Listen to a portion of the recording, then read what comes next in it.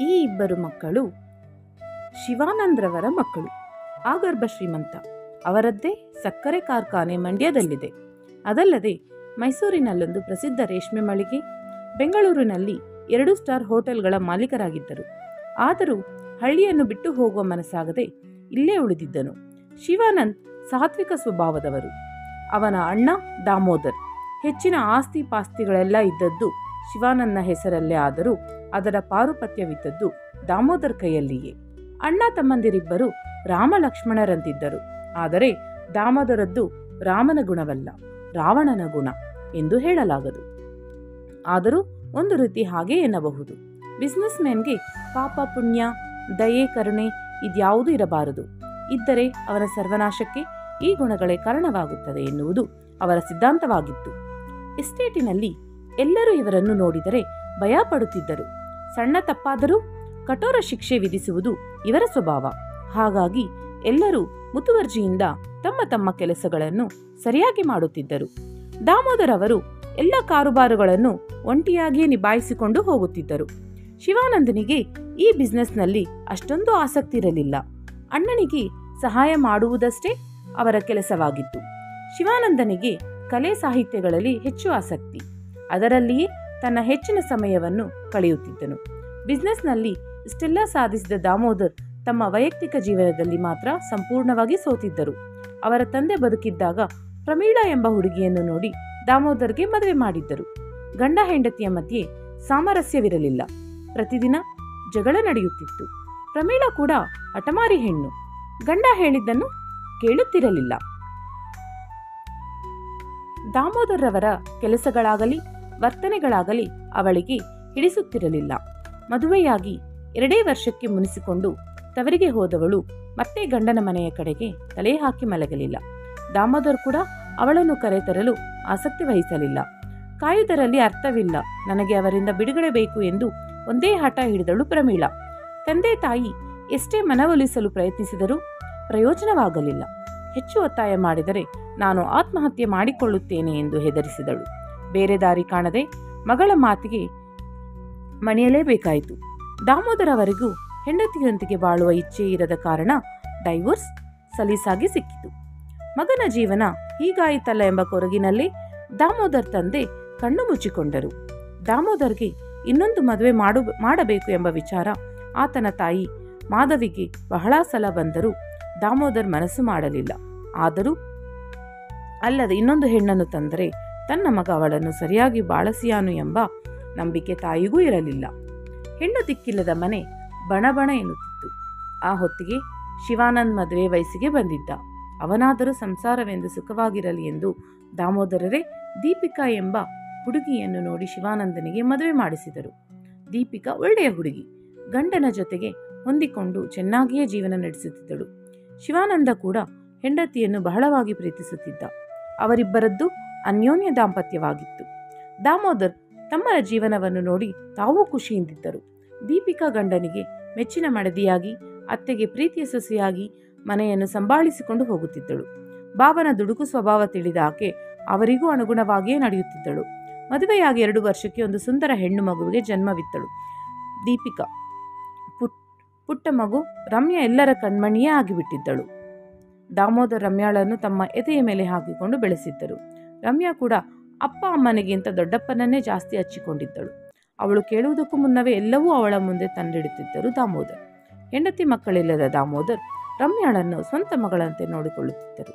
ಅವರ ತಾಯಿ ಇನ್ನೆಷ್ಟು ದಿನ ಒಂಟಿ ಬಾಳು, ಇನ್ನೊಂದು ಮದುವೆಯಾಗಬಾರದು ಎಂದು ಕೇಳಿದಾಗಲೆಲ್ಲ ಮದುವೆ, ಸಂಸಾರ ಇವೆಲ್ಲ ನನ್ನಂತಹ ಹೊರಟನಿಗೆ ಆಗಿ ಬರುವುದಿಲ್ಲಮ್ಮ. ಒಂಟಿ ಬಾಳೆ ನನಗೆ ಸರಿ. ಅದು ಅಲ್ಲದೆ ಈಗ ನಾನೆಲ್ಲಿ ಒಂಟಿ? ರಮ್ಯಾ ಇದ್ದಾಳಲ್ಲ, ಅವಳು ನನ್ನ ಮಗಳೇ ತಾನೆ ಎಂದು ತಾಯಿಯ ಬಾಯಿ ಮುಚ್ಚಿಸುತ್ತಿದ್ದರು ದಾಮೋದರ್. ರಮ್ಯಾಳಿಗೆ 2 ವರ್ಷವಿರುವಾಗ ದೀಪಿಕಾ ಒಂದು ಗಂಡು ಮಗುವಿಗೆ ಜನ್ಮ ನೀಡಿದಳು. ಮನೆತನದ ವಂಶೋದ್ಧಾರಕ, ಮನೆಯ ವಾರಸುದಾರ ಹುಟ್ಟಿದನೆಂದು ಎಲ್ಲರೂ ಹರ್ಷಿಸಿದರು. ದಾಮೋದರ್ ಅವರು ಅವರ ಎಸ್ಟೇಟಿನಲ್ಲಿ ಕೆಲಸ ಮಾಡುವವರಿಗೆಲ್ಲ ಸಿಹಿ ಹಂಚಿದರು. ಅವರ ಕೈ ಕೆಳಗೆ ದುಡಿಯುವ ಎಲ್ಲ ಸಿಬ್ಬಂದಿಗಳಿಗೂ ಬೋನಸ್ ನೀಡಿದರು. ಇಡೀ ಕುಟುಂಬವೇ ಸಂತೋಷದಿಂದ ಇದ್ದಾಗ ಅಂದುಕೊಳ್ಳದ ಆಘಾತವೊಂದು ಎದುರಾಗಿತ್ತು. ರಾಹುಲನಿಗೆ 2 ತಿಂಗಳಿರುವಾಗ ದೀಪಿಕಾ ಶಾಶ್ವತವಾಗಿ ಕಣ್ಣು ಮುಚ್ಚಿದಳು. ರಾತ್ರಿ ಮಲಗಿದವಳು ಬೆಳಗ್ಗೆ ಎದ್ದಿರಲಿಲ್ಲ.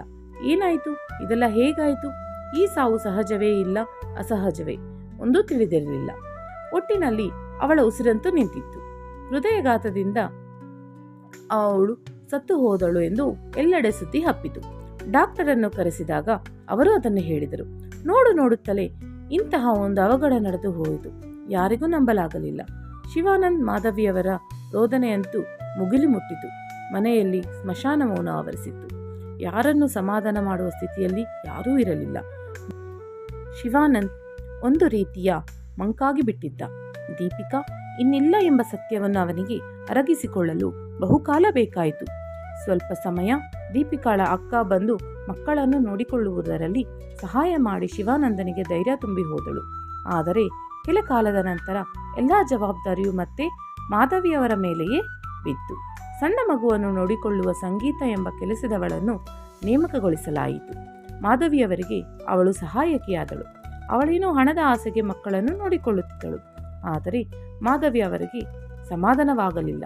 ಇಬ್ಬರು ಮಕ್ಕಳು ಈ ರೀತಿ ಬರಡು ಬಾಳು ಬಾಳುತ್ತಿರುವುದನ್ನು ಅವರಿಗೆ ನೋಡಲಾಗುತ್ತಿರಲಿಲ್ಲ. ದಾಮೋದರಂತೂ ಮತ್ತೊಮ್ಮೆ ಮದುವೆಯಾಗುವುದಿಲ್ಲವೆಂದು ಖಡಾಖಂಡಿತವಾಗಿ ನಿರಾಕರಿಸಿದ್ದರು. ಸಂಸಾರ ತನಗೆ ಆಗಿ ಬರುವುದಿಲ್ಲವೆಂದು ಹೇಳಿದ್ದರು.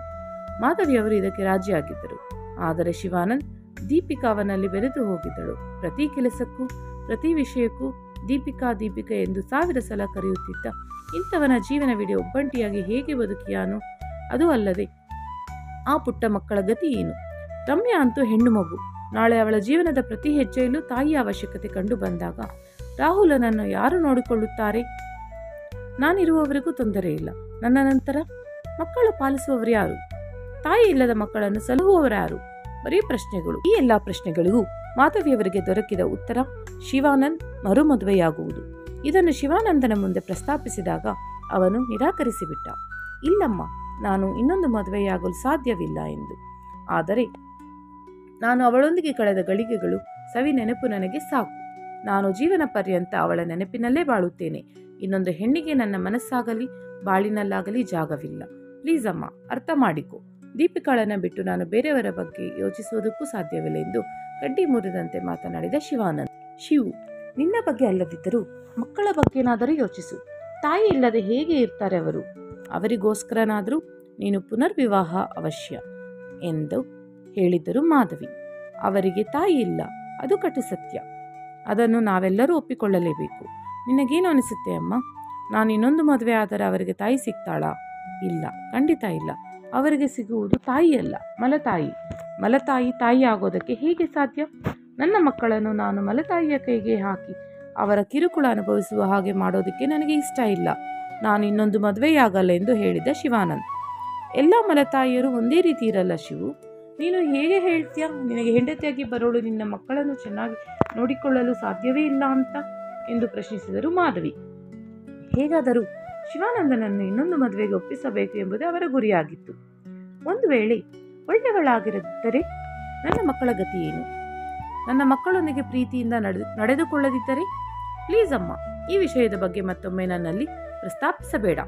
ನನ್ನ ಮಕ್ಕಳಿಗೆ ನಾನೇ ತಂದೆ ತಾಯಿ ಎಲ್ಲ ಎಂದು ತಾಯಿಗೆ ತನ್ನ ನಿರ್ಧಾರವನ್ನು ನಿಷ್ಠೂರವಾಗಿ ತಿಳಿಸಿದ ಶಿವಾನಂದ್. ಮುಂದೆ ಮಾಧವಿಯವರು ಏನೂ ಮಾತನಾಡಲಿಲ್ಲ. ದಿನಗಳು, ತಿಂಗಳುಗಳು, ವರ್ಷಗಳೇ ಉರುಳಿದವು. ರಮ್ಯಾ ರಾಹುಲ್ ತಾಯಿಯ ಪ್ರೀತಿ ಇಲ್ಲದೆ ತಂದೆಯ ಮಡಿಲಲ್ಲಿ ಬೆಳೆಯತೊಡಗಿದರು. ಮನೆಯಲ್ಲಿ ಯಾವುದಕ್ಕೂ ಕಡಿಮೆ ಇರಲಿಲ್ಲ. ಆಟ ಪಾಠ, ರಜಾ ದಿನಗಳಲ್ಲಿ ಪ್ರವಾಸಗಳು ಎಲ್ಲವೂ ಅವರು ಹೇಳಿದ ಹಾಗೆಯೇ. ಯಾವ ಕೊರತೆಯೂ ಇರಲಿಲ್ಲ. ತಾಯಿಯ ಪ್ರೀತಿಯೊಂದನ್ನು ಹೊರತುಪಡಿಸಿ ಮಕ್ಕಳೇನು ನೋಡಲು ಮುದ್ದಾಗಿದ್ದವು. ಆದರೆ ಸಂಸ್ಕಾರವಂತರಾಗಿ ಬೆಳೆಯುತ್ತಿರಲಿಲ್ಲ. ಸಿಕ್ಕಾಪಟ್ಟೆ ಹಠ. ತಾವು ಹೇಳಿದ್ದೇ ಆಗಬೇಕಿತ್ತು. ರಮ್ಯಾಳಿಗಂತೂ ಓದಿನಲ್ಲಿ ಸ್ವಲ್ಪವೂ ಆಸಕ್ತಿ ಇರಲಿಲ್ಲ. ಯಾರು ಎಷ್ಟೇ ಹೇಳಿದರೂ ಚೆನ್ನಾಗಿ ಓದುತ್ತಿರಲಿಲ್ಲ. ನಾನಿರುವುದೇ ಹೀಗೆ ಎಂದು ಉಡಾಫೆ ಉತ್ತರಗಳನ್ನು ಕೊಡುತ್ತಿದ್ದಳು. ಯಾರ ಮಾತನ್ನು ಕೇಳುತ್ತಿರಲಿಲ್ಲ. ಯಾರ ಮಾತಿಗೂ ಗೌರವ ನೀಡುತ್ತಿರಲಿಲ್ಲ. ಇನ್ನು ರಾಹುಲ್ ಕೂಡ ಹೇಳಿದ ಯಾವ ಮಾತನ್ನೂ ಕೇಳುತ್ತಿರಲಿಲ್ಲ. ಶಾಲೆಯಲ್ಲಿ ಮಕ್ಕಳೊಂದಿಗೆ ಜಗಳ, ಹೊಡೆದಾಟಗಳು ಕೆಲವೊಮ್ಮೆ ನಡೆಯುತ್ತಿತ್ತು. ಒಂದು ಸಲ ತರಗತಿಯಲ್ಲಿ ಇವನು ಪೆನ್ಸಿಲ್ ಕೇಳಿದಾಗ ಕೊಡಲಿಲ್ಲವೆಂಬ ಒಂದೇ ಒಂದು ಕಾರಣಕ್ಕೆ ಅವನ ಸಹಪಾಠಿಗೆ ಕಲ್ಲು ಹೊಡೆದು ರಕ್ತ ಬರುತ್ತಿದ್ದ. ಶಿವಾನಂದ್ ಎಷ್ಟೇ ಬುದ್ಧಿ ಹೇಳಿದರೂ ಮಕ್ಕಳು ಕೇಳುತ್ತಿರಲಿಲ್ಲ. ತಾಯಿ ಇಲ್ಲದ ಮಕ್ಕಳು ಸುಧಾರಿಸಿಕೊಂಡಾರು ಎಂದು ದಾಮೋದರ್, ಮಾಧವಿ, ಶಿವಾನಂದ್ ಕೂಡ ಅವರಿಗೆ ಹೆಚ್ಚೇನೂ ಹೇಳುತ್ತಿರಲಿಲ್ಲ. ಹೇಳಿದರೂ ಮಕ್ಕಳು ಕೇಳುತ್ತಿರಲಿಲ್ಲ ಎಂಬುದು ಬೇರೆ ಬೇಚಾರ. ಇನ್ನು ಮಕ್ಕಳನ್ನು ಹೊಡೆದು ಬಡೆದು ದಂಡಿಸಿ ದಾರಿಗೆ ತರಲು ಶಿವಾನಂದನಿಗೆ ಇಷ್ಟವಿರಲಿಲ್ಲ. ಒಂದಲ್ಲ ನಾಳೆ ಸರಿ ಹೋಗುತ್ತಾರೆ ಎಂದು ಸುಮ್ಮನೆ ಇರುತ್ತಿದ್ದರು. ರಮ್ಯಾ ಹೆಚ್ಚಾಗಿ ಅಜ್ಜಿಯ ಜೊತೆ ಇರುತ್ತಿದ್ದಳು. ಅಜ್ಜಿ ಎಷ್ಟೇ ಪ್ರೀತಿಸಿದರೂ ತಾಯಿಯ ಪ್ರೀತಿ ನೀಡಲು ಸಾಧ್ಯವಾಗಿರಲಿಲ್ಲ. ರಮ್ಯಾ ಬಹಳ ಹಠಮಾರಿಯಾಗಿದ್ದಳು. ಯಾರಾದರೂ ಸ್ವಲ್ಪ ಬೈದರೂ ಮಾತು ಊಟ ಬಿಟ್ಟು ರಂಪಾಟ ಮಾಡಿ ಬಿಡುತ್ತಿದ್ದಳು. ಅವಳನ್ನು ಸಮಾಧಾನಿಸುವುದೇ ದೊಡ್ಡ ಸಾಹಸವಾಗಿತ್ತು. ಇನ್ನು ರಾಹುಲ್ ಒರಡ ಸ್ವಭಾವದವನಾಗಿ ಯಾರ ಮಾತು ಕೇಳದೆ ಬೆಳೆಯುತ್ತಿದ್ದ. ಮಕ್ಕಳನ್ನು ತಿದ್ದಲು ಆಗದ ಬಿಡಲೂ ಆಗದ ಪರಿಸ್ಥಿತಿಯಲ್ಲಿದ್ದ ಶಿವಾನಂದ್.